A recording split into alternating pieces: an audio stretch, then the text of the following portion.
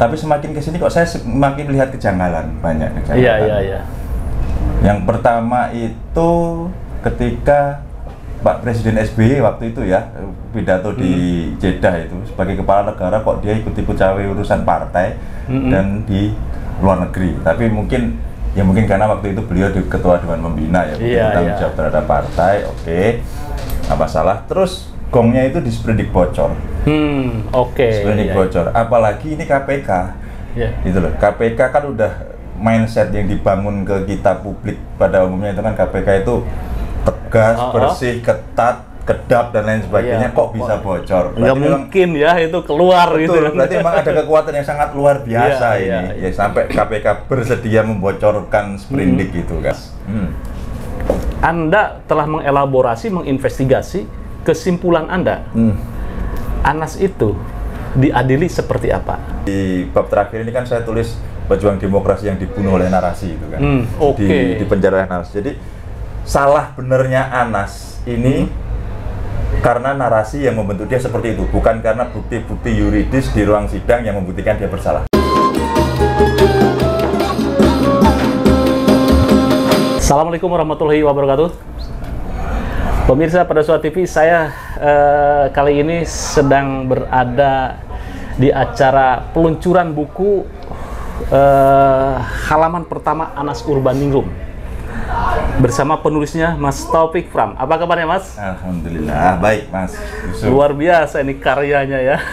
Hanya itu yang bisa saya lakukan Mas. Saya pengen tahu kenapa Anda tertarik dengan mengelaborasi halaman pertama Anas Urbaningrum.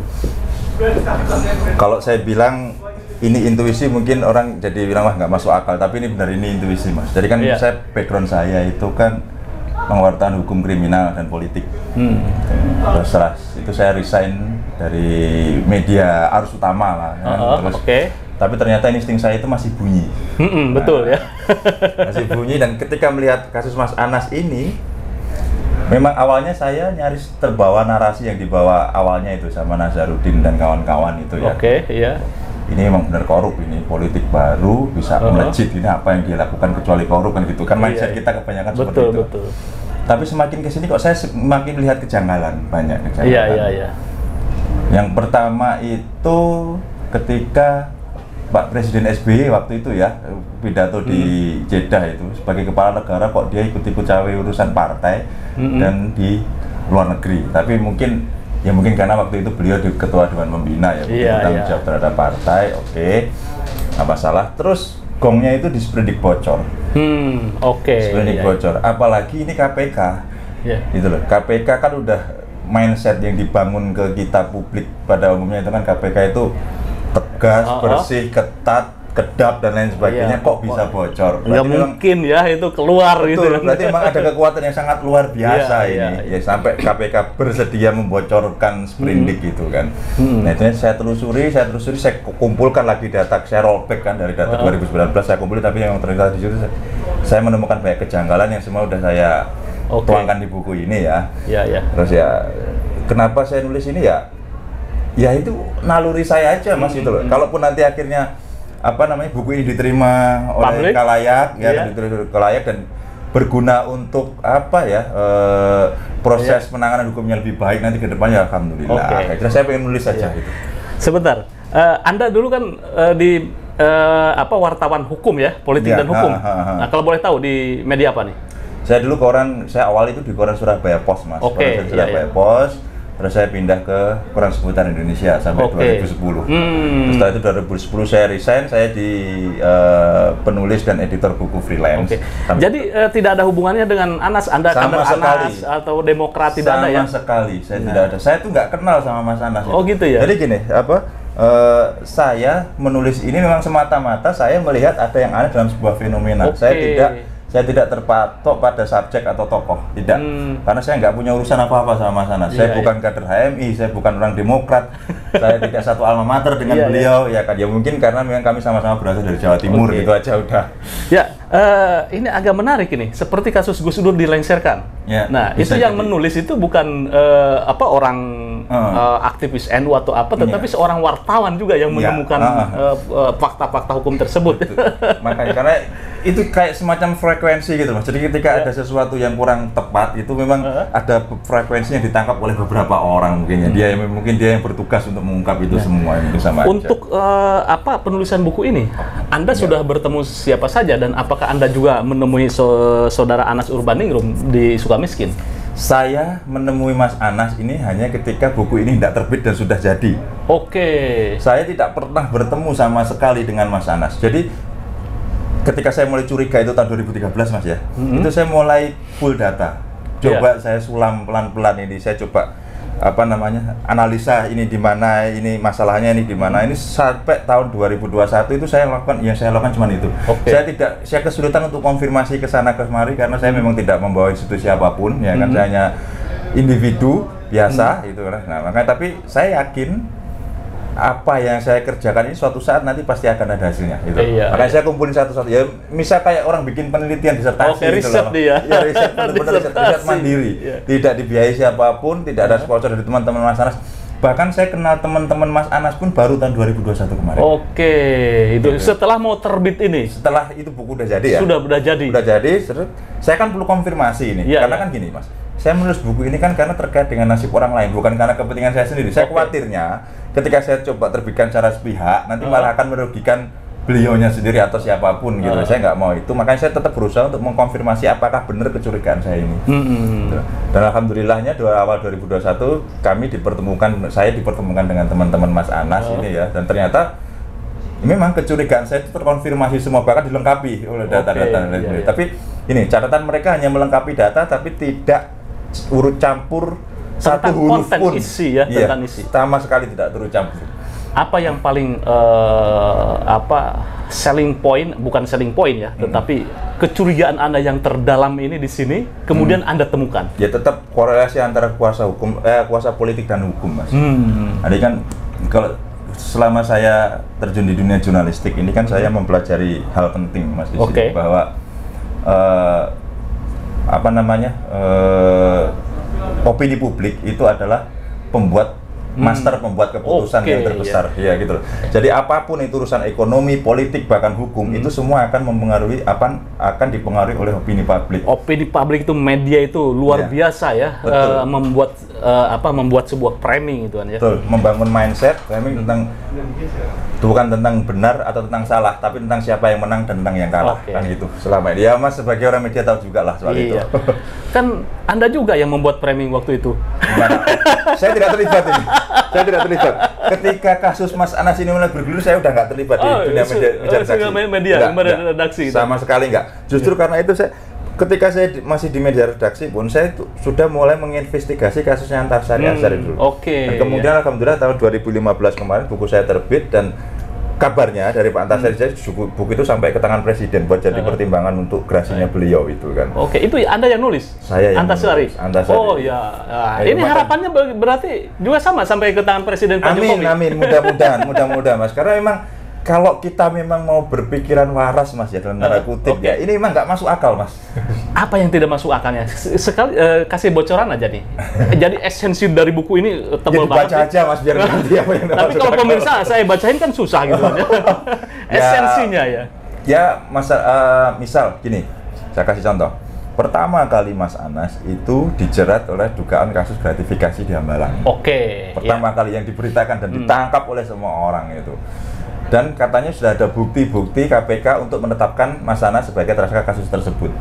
Sementara di dalam hukum, kalau nggak salah di dalam KUHP itu diatur harus minimal ada 2 alat bukti untuk mentersangkakan seseorang. Dan ini nggak pernah dijelaskan ke publik 2 alat bukti ini apa, tahu-tahu Mas Anas tersangka. Dan di tengah perjalanan ternyata bukti-bukti yang melibatkan Mas Anas dengan Hambalang melalui jalur mobil ini tadi emang nggak ada, lemah. Baik itu di penyidikan maupun itu di persidangan itu lemah semua. Dan kita kan nggak sadar ketika kasus ini ternyata dibelokkan ke dugaan menerima dana ilegal untuk kepentingan kongres. Kita kan nggak tahu. Jadi dia dijerat perkara A, diprosesnya B, diputusnya C. Di situ ya prosesnya. Jelas lah itu dia. Saya juga ini kan saya bukan pakar hukum ya, tapi kan saya diskusi dengan teman-teman yang lebih paham soal hukum dan ternyata memang di situ masalah. Di situ masalah. Tapi narasi yang berkembang Mas, seolah-olah ini itu benar. Penanganan ini benar sesuai track ya kan. Dan itu memang ya mohon maaf waktu itu memang disupport sepenuhnya oleh media mainstream waktu itu sehingga mindset yang berkembang ketika Mas Anas divonis bukan atas kasus Hambalang pun berita yang keluar itu adalah Mas Anas divonis karena kasus Hambalang dan itu tetap menjadi memori kolektif publik hingga saat ini. Oke. Coba iseng-iseng nanya orang itu. Iya. Kesimpulan Anda, Anas itu diadili seperti apa? Kalau menurut sudut pandang saya ya sebagai orang jurnalistik ya, sebenarnya esensi pengadilan Anas yang sebenarnya itu adalah ketika dia mulai dituduh oleh opini bahwa dia terlibat kasus itu. Oke. Jadi pengadilannya itu tidak berlangsung hanya ketika dia masuk ke ruang sidang. Jauh sebelum itu dia sudah disidang oleh publik, disidang oleh opini. Makanya di bab terakhir ini kan saya tulis pejuang demokrasi yang dibunuh oleh narasi itu kan. Di penjara oleh narasi. Jadi salah benernya Anas ini karena narasi yang membentuk dia seperti itu, bukan karena bukti-bukti yuridis di ruang sidang yang membuktikan dia bersalah, tapi karena narasi menyatakan dia bersalah. Di antara kejanggalan-kejanggalan yang saya sebutkan tadi itu semua dinarasikan sesuatu yang lumrah sama wacana waktu itu ya. Entah itu dengan media, entah itu dengan konferensinya KPK dan lain-lain itu semua menarasikan Anas harus salah. Iya. Anas harus salah, sementara di bukti-bukti jelas, bukti-bukti formil di pengadilan, di ruang sidang, saksi-saksi tidak ada satupun yang membuktikan bahwa Mas Anas bersalah. Wah, iya. Di situ ya, apa Anda menemukan konklusinya? Konklusinya saya di situ. Makanya saya di sini di konklusinya ini saya pakai teorinya Noam Chomsky itu kan yang di media control, spectacular achievement of propaganda itu kan. Jadi memang Anas ini dibunuh dalam tanda kutip, dipenjara oleh propaganda, bukan oleh kesalahan yang murni dari sisi hukum yuridis itu bukan, tapi karena dia dipenjara oleh narasi ini. Jadi kesimpulannya Anas itu bersalah atau tidak? Kalau menurut Anda? Menurut temuan saya ya. Tidak Mas, menurut temuan saya. Tapi saya bukan pakar hukum ya, bukan apa. Tapi ini subjektif saya ya. Anas itu tidak bersalah di kasus ini ya. Di kasus ini yang dituduhkan ya. Dituduhkan ini. Sehingga dia dipenjara sampai 8 tahun itu kan, sampai sempat dikasasi kena 14 tahun akibatnya di PK dia nulis. Dari PK itu aja sebenarnya Mas, kalau kita mau update novum yang diajukan sama Mas Anas itu menunjukkan bahwa dia sama sekali tidak terlibat kasus ini. Tapi kenapa dia tidak dibebaskan? Gitu. Coba kalau nggak percaya, coba dicek langsung ke memori PK-nya itu, cari ke penguasa hukumnya atau siapa atau dokumen-dokumen di MA kalau bisa ngakses mungkin kan itu sudah dinyatakan dia tidak bersalah, tidak ada aliran dana untuk Mas Anas dan sebagainya. Sebagai penulis, harapan terakhir Anda seperti apa terhadap penegakan hukum ini? Ya awalnya sebelum hukum ini ditegakkan Mas ya, sebenarnya kita itu yang perlu itu masyarakat Indonesia semua, Anda, saya, kita semua itu paling awal itu harus coba belajar adil sejak dalam pikiran. Tanpa itu Mas, mustahil ini hukum karena kita udah digerojok oleh prasangka-prasangka, kita nggak bisa adil, makanya akan muncul banyak ketidakadilan seperti itu. Sebaiknya setelah Anda tahu bagaimana nasib Anas? Wah, kalau itu cuma Tuhan yang tahu Mas. Kita kan manusia cuma bisa berusaha, soal hasil kan urusan yang di atas sudah. Enggak, sebaiknya gitu aja. Jika ini, katakanlah Pak Jokowi atau Pak Mahfud melihat fakta yang ini, harapan Anda seperti apa? Ya adalah keadilan untuk Mas Anas, entah bagaimanapun itu bentuknya, yang penting adalah keadilan. Seperti saya juga diskusi juga sama Beli Pasek dan lain-lain teman-teman itu kan juga semoga ada keadilan. Mas Anas kan udah menegaskan, saya hanya ingin diadili, saya jangan dijaksai, saya jangan dihakimi, saya hanya ingin diadili. Gitu. Semoga keadilan itu muncul. Itu aja.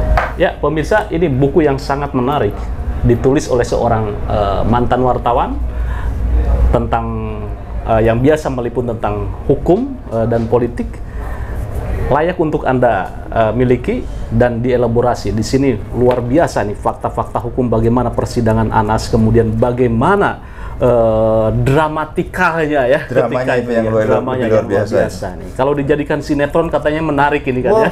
Kalah itu layangan putus Mas. Kalah itu layangan putus itu kan. Ya pemirsa pada Suka TV, bagaimana menurut Anda?